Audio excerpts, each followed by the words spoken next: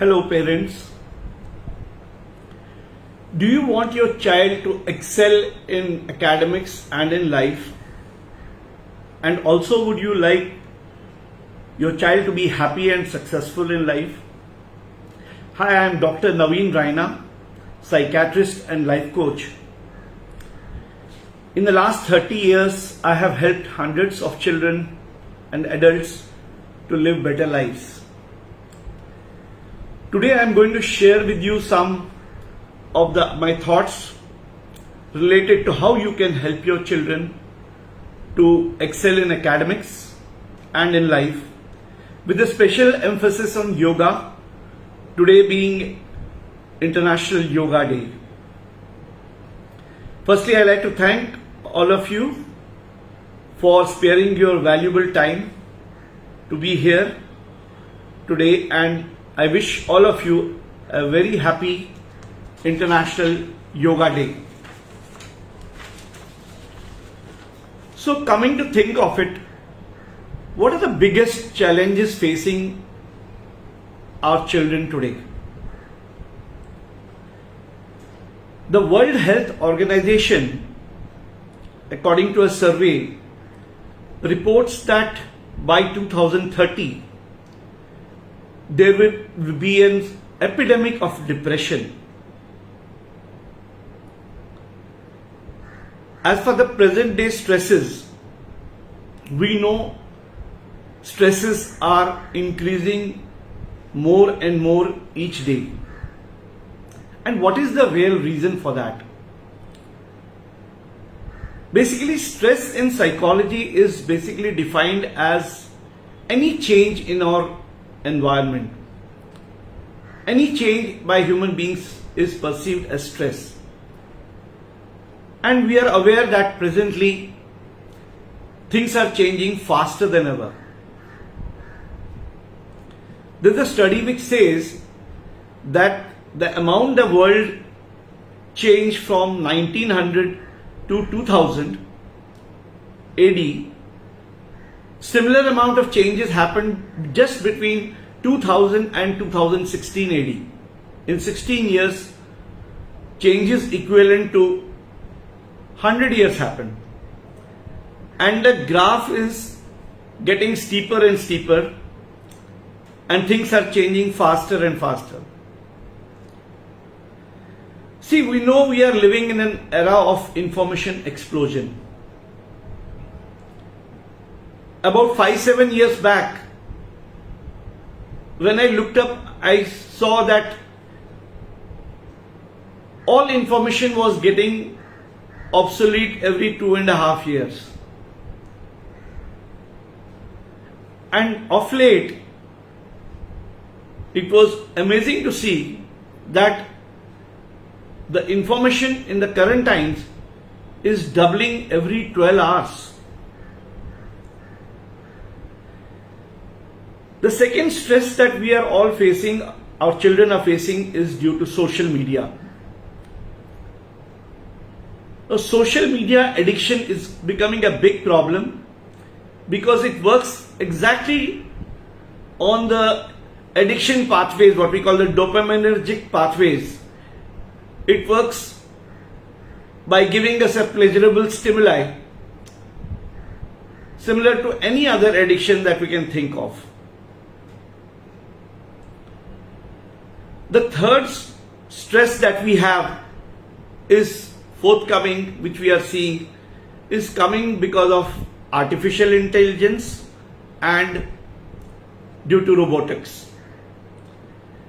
We are all aware that these two technologies of artificial intelligence and robotics are going to take away a majority of our jobs. And because of that, many people in the future would be jobless, so there will be financial uncertainties and people wouldn't know what to do. Now, what will be the most important skills that will be required for us and our children to cope up in the 21st century. The most important skills that will be of highest value in our children in 21st century will be communication skills, to be able to express themselves and to be able to understand others. The other important skill would be critical thinking, being able to view anything in a critically, appreciating a variety of points of view, the pros, the cons. Third would be collaboration. Because as we understand, in such a fast changing world, when things are changing, information is doubling every 12 hours. When do we have the time to learn a thing, to grasp it, understand it, assimilate it, and then utilize it? So any innovation, any advancement will require lots of people to come together and collaborate by working on small pieces and then creating a whole picture out of it. And finally, the most important skill that is going to be in highest demand in the future is going to be creativity and innovation. Because very after artificial intelligence and robotics coming in, very little will be left for routine jobs. So only it will be the creative people and the innovative people who will be in high demand. Now, since today, as I said, being International Yoga Day, how can yoga education for children help us in these current circumstances? I believe yoga would be most helpful in being able to cope up with the new changes that are coming. To start with, in yoga we have Hatha Yoga, which we commonly refer to as the various asanas and pranayam. Now these asanas and pranayam, in the ancient times, it used to be taught to children at the age of 7. And that is probably the right age to introduce Hatha Yoga, asana, pranayam to children, for a very, very important reason. And the important reason is that we have something called a pineal gland in our brain, in the middle part. Now this pineal gland, as it disintegrates, it causes the release of other hormones, particularly our puberty hormones. So the important thing is, with the help of yoga exercises, that is asana, pranayam and other things, the disintegration of the pineal gland can be delayed, and by that the puberty of our children can be delayed. And that is a big help, because if children are little more grown up before the onset of puberty, they are able to better handle their emotions. The other important thing how Hatha Yoga, asana, pranayam practices help us is in terms of our nervous system balance. Our autonomic nervous system has got two aspects. We call it the parasympathetic and the sympathetic nervous system. One is excitatory in nature, like it increases the blood pressure, pulse, all these things, and the other brings it down. And yoga has got the capacity, particularly the asanas and pranayam and other meditation techniques, they help us to maintain a balance between these parasympathetic and sympathetic nervous system. The other very important way it helps us is in maintaining our hormonal balance. Because of the present day stresses, we have, several hormones like cortisol and all going higher level, and they affect our all other systems of the body. Other yoga practices which are of help to children are a practice known as Stratek. It's a very simple practice in which a child can be trained to stare at a candle flame or a picture or a symbol at, say, arm's distance, holding the body steady, and stare at the object for a half a minute or minute, and then after closing the eyes gradually, try to visualize the object as clearly as possible in your eyebrow center.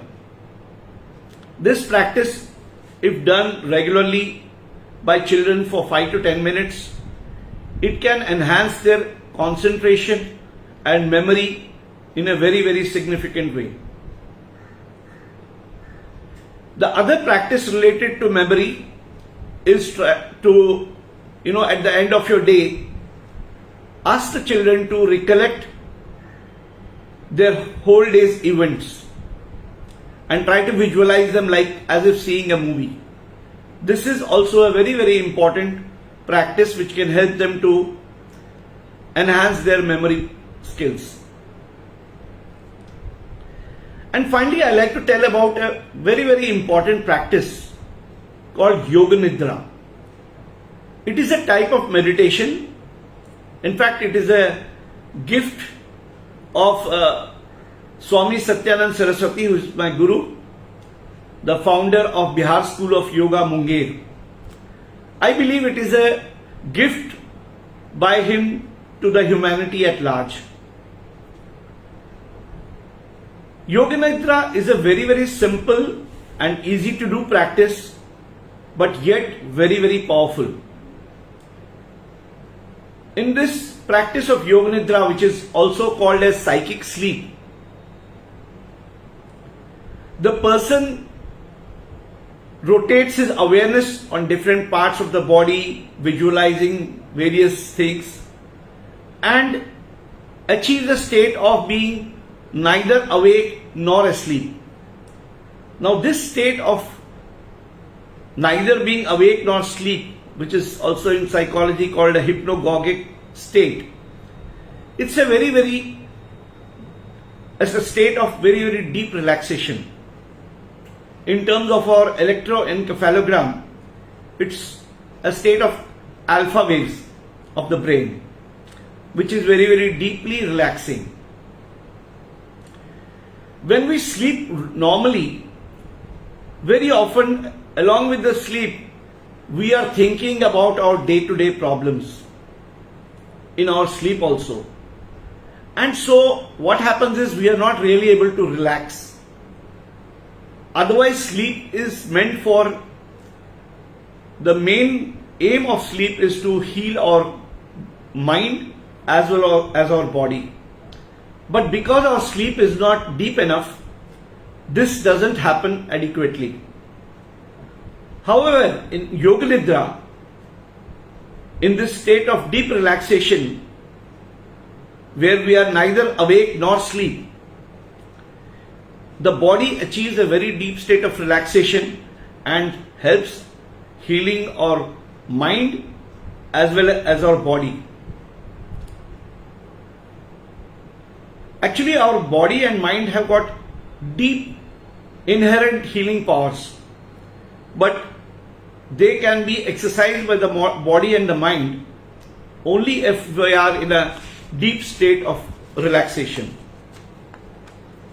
In Yoga Nidra, there is another very important thing, that we make a resolve or a sankalpa or what we call as self-affirmation in the beginning and at the end of Yoga Nidra. Now, in the state of Yoga Nidra, because of being in a state of deep relaxation, we have access to our subconscious mind. And when we make a self affirmation or a sankalpa or a resolve, in this state of deep relaxation, when we have the access to our subconscious mind, it gets deeply embedded in our mind and fructifies. So by this method, we can bring about many changes in our habits, in our thought processes, in a positive way.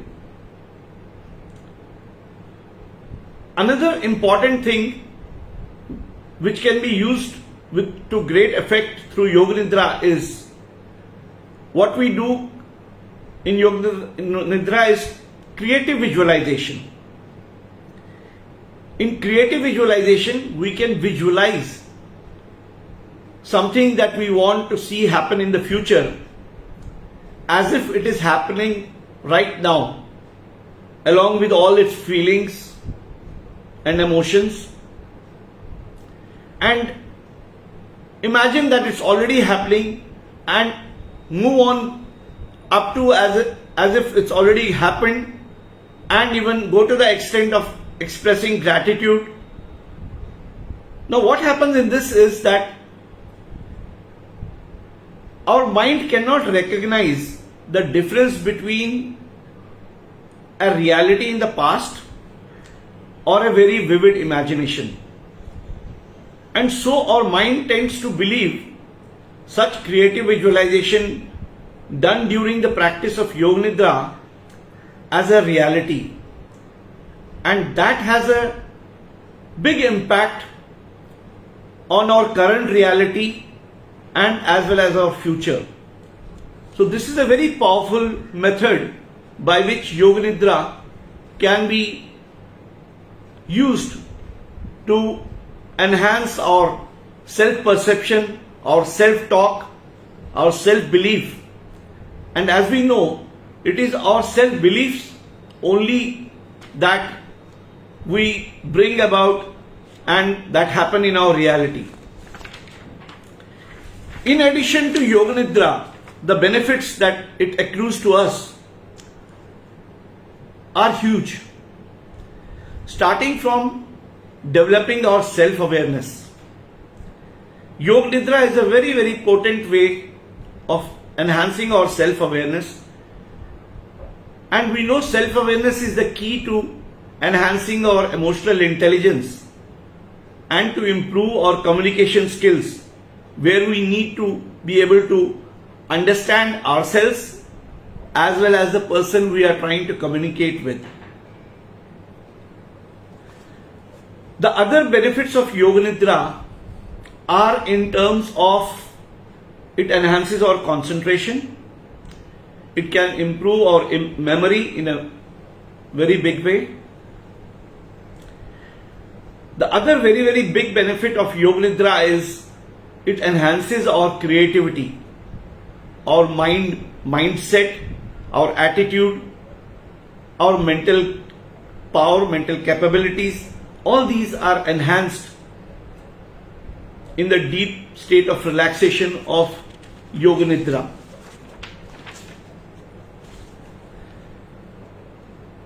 Now, for the creative visualization during Yoga Nidra, we need to utilize the method of life coaching.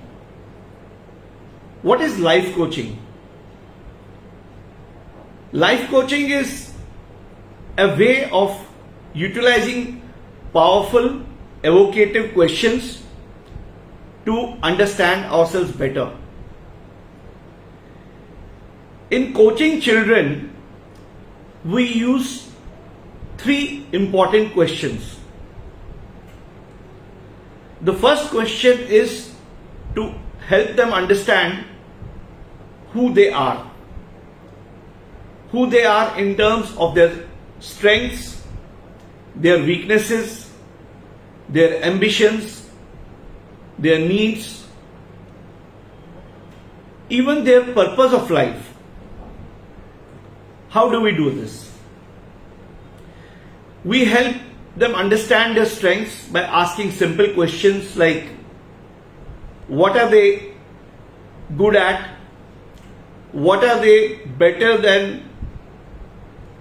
In what things they are better than others?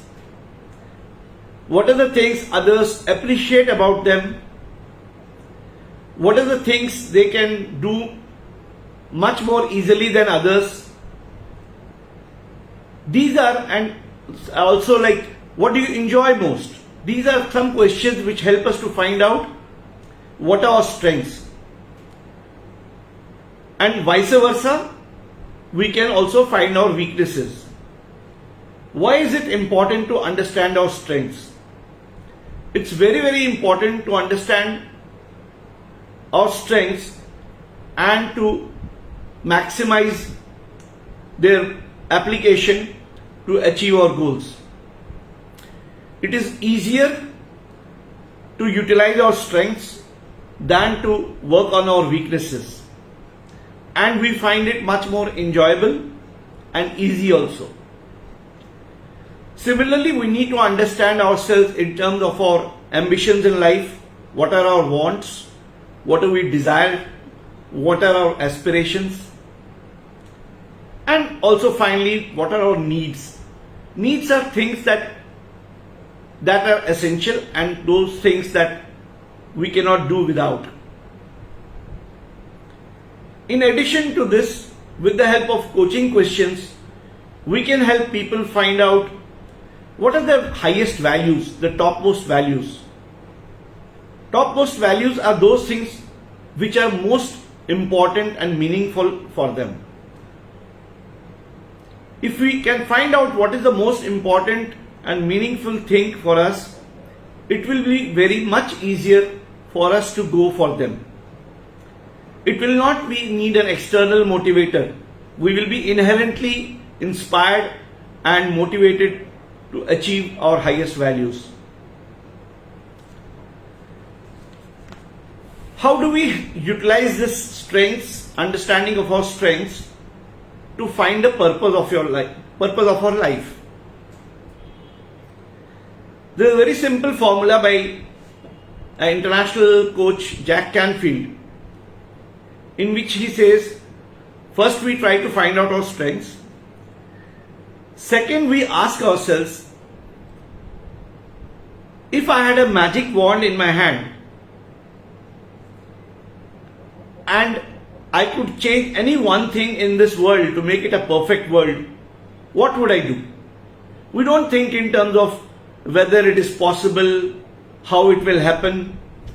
Just try to imagine, what is the one thing I would like to most change in this world to make it a perfect or a better world?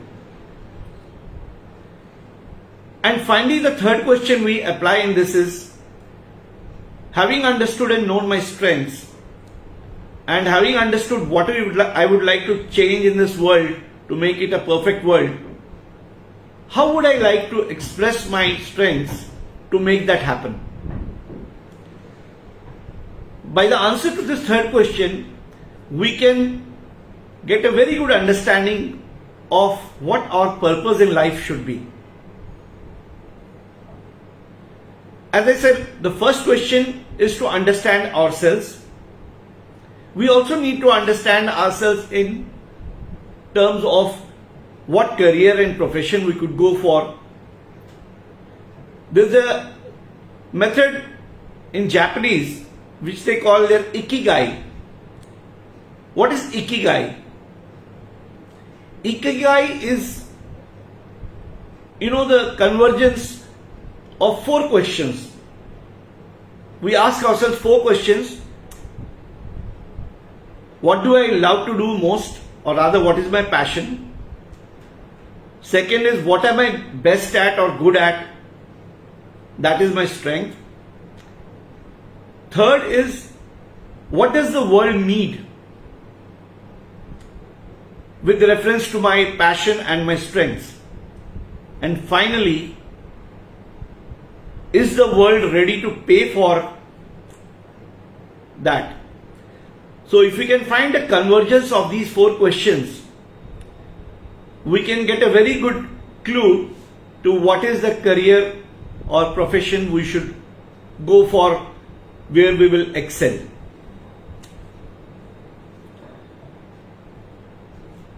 Another aspect we should try to find about ourselves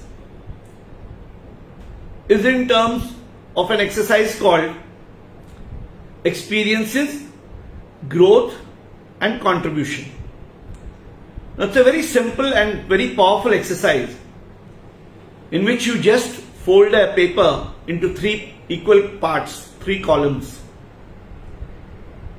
In the first column, we try to think about what are the best experiences we would like to see will happen in our lives or experience ourselves. Something like a bucket list for ourselves.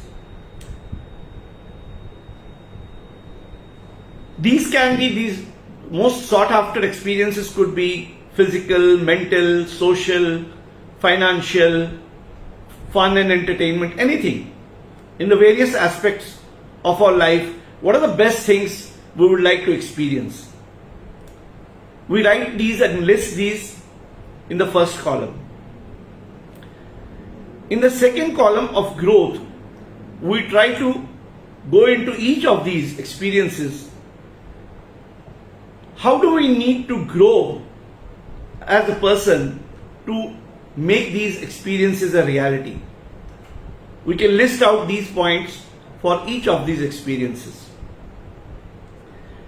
Then finally, in the third column, which is the column of contribution, we have to think that for each of these experiences, having had the experience and having grown in ways required to make that experience a reality, how will it benefit the world at large? How can I contribute to the world at large? This third aspect is very, very important, because when we think like that, we create a mission out of our experience and it achieves huge power in making it a reality. So first question was know thyself, or who we are. We can help to understand ourselves in these with the help of these questions. And finally, the second question is that what do I really want? Very often, a big problem for us is that we don't know what we really want. Most often, what we want is more picked out from our environment. What is the fashion of the day? What most people are hankering about. And we do this without going deeper into ourselves. What is it that will give us real fulfillment and happiness and long-lasting joy rather than any transitory happiness? This again we can find out with the help of various questions, coaching questions, that if no time and money were no limit, what is that I would be like to do day in and day out forever? There are several questions like this that can be asked to find out what we really want in our life. And once we have a clue for that, we need to try to think of it and try to derive our vision for our life. Vision is something what we would like to see happen in our life in the next 30-40 years. This should be done sitting quietly in a place, in a flow of thoughts, in a state of relaxation. And once we have an idea of our vision, then we can break it down from our long-term goal, what needs to happen for that long-term vision to be achieved in 10 years, in 5 years, in 1 year, in a month, in a week, and finally be able to reduce it to our daily routines. As human beings, we are creatures of habits. It is only what we do on a daily basis that we have cumulative success. Success does not come to us in areas that we try to do once in a while. Success accrues to us only in areas what we do on a daily basis. Finally, our habits and goals should be broken up into smarter goals. Smarter goals is S standing for the goal should be specific.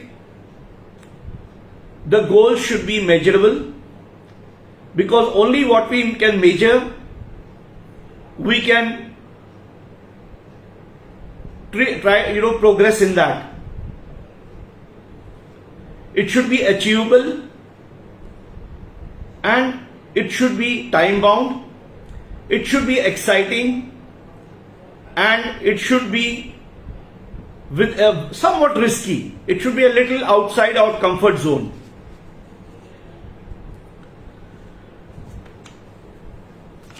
Now, finally, after having understood the first 2 points, who we are, what we really want, we need to have the third question answered to us: how to achieve what we really want.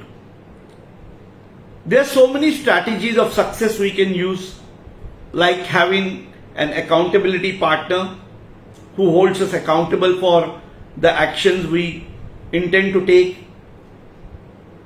There are many such strategies. But there is one tool that I recommend as a very, very powerful tool to achieve, to make that a reality,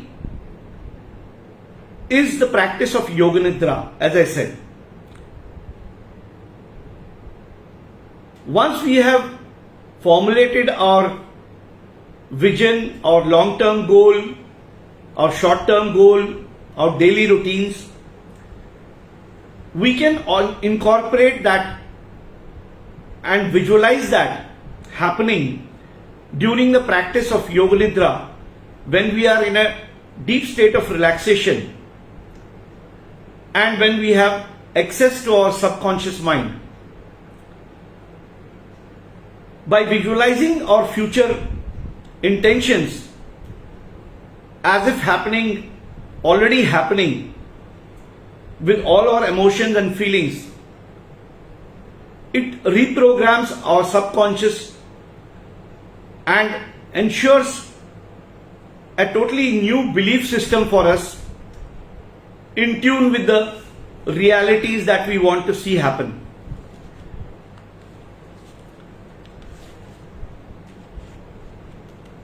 In this program that I conduct for children, called Academic Excellence Coaching, I focus on 3 things, helping them achieve 3 things. I try to help them to study smarter by using modern psychological study techniques. Things like, firstly, I like to help them to understand their learning styles. All of us have different learning styles. Either we are primarily visual absorbers of knowledge, or auditory, we learn more by listening, or kinesthetic, we are movement oriented. Depending upon our predominant mode of learning, whether it is visual, auditory or kinesthetic, the study techniques can be altered for maximum effect. Another technique we use in studies is called SQ3R, wherein instead of just running through a topic, we first skim through it.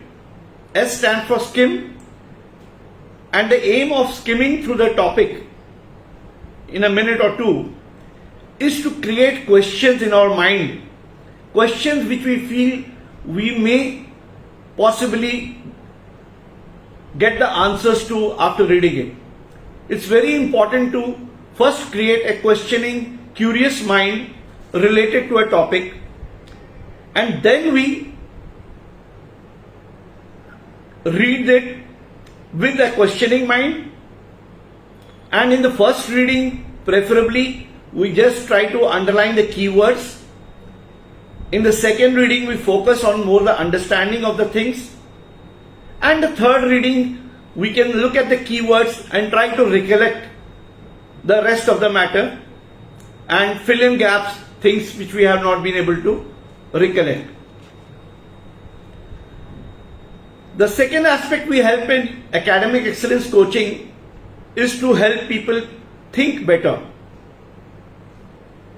So in addition to the yoga techniques which will enhance our mental capabilities in a significant way, there are some psychological techniques called mind mapping or 6 thinking hats by Edward Buno, wherein we try to think of a topic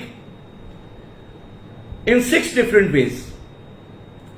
In 6 thinking hats, we can think on this one topic with a white hat, which is in terms of facts and figures related to the topic. Then we can think of the red hat, that's trying to get a sense of our gut feeling or emotions related to it. What does it say? Then we go to the black hat, which is what all could go wrong with it, the cons, as we say. The yellow hat is what are the positive possibilities, the pros that could happen. Then with the green hat, we can think of what are some of the out-of-box ideas we can think on this subject. And finally, we try to sum it up with the blue hat, which is a summary of all the previous hats. Such a structured approach helps us to think in a much deeper, holistic and a comprehensive way. In Yoga Nidra, as I said, there are many other benefits that accrue in terms of enhancing our creativity, our intuitive abilities, our self-awareness, or concentration. It can also be used for accelerated learning. There are schools which have tried this method that a person is put in Yoga Nidra, state of Yoga Nidra relaxation, and then taught a subject, and thereafter then taught again after the state of Yoga Nidra. And it has been found that people are able to learn things like languages or other arts at 5 times faster than otherwise. So some of the other benefits of our academic excellence coaching, to sum up, are there is improved focus, the attention span improves, concentration and memory is improving, and it leads to academic success. The child develops clarity about their goals, about their life purpose, and as we know, clarity in anything is power. The self-confidence of the child improves because of their self-talk improving, and they are able to communicate, they are able to feel more confident and communicate more confidently in public.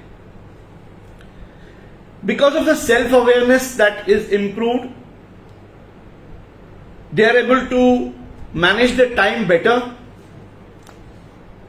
whether it's for academic, sports or their hobbies. And this enhanced awareness, as I said, it makes them emotionally more intelligent, more empathetic, be able to understand others much better, in addition to being able to express themselves better. And in the deep state of relaxation of Yoga Nidra, we become more calm and we are able to control any anger or things, any aggression much better. We develop self-control.